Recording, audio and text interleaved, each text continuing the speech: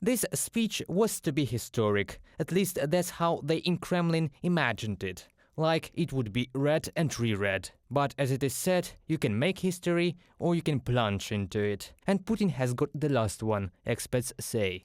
The Putin's regime is rapidly evolving towards a Soviet cult of personality, and this is its inevitable trajectory.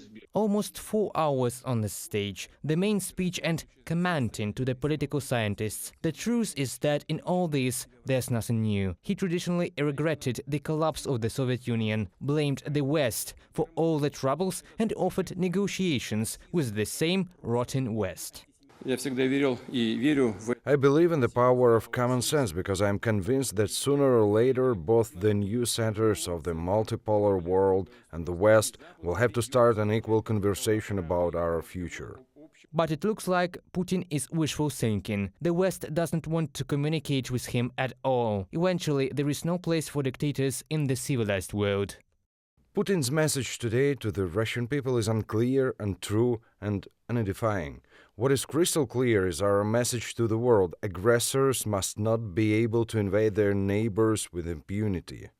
James Cleverly, Foreign Secretary of United Kingdom, in an interview with Voice of America.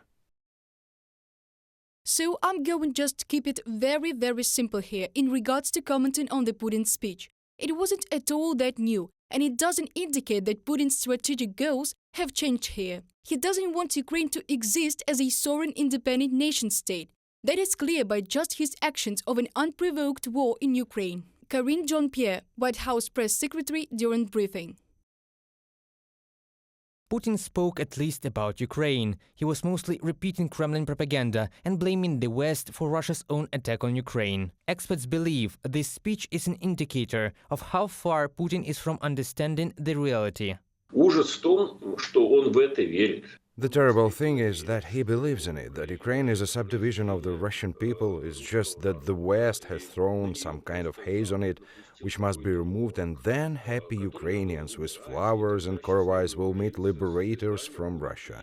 And it is precisely that regime of idiocracy and autocracy, which he spontaneously and consciously had built, led to the fact that no one can say anything against him. From my point of view, this is an exact sign that the person has flown away from this very reality into his dreams so far that the real world is no longer visible. In addition to the content of speech, the form also suffered, and not only the form of the speech itself, but also Putin's. Swart speech, coughing and dark spots on his hands have raised many questions about the state of health of the Kremlin dictator. Reported by Pavlo Shtelmach, Ksenia Barvinenko, UATV News.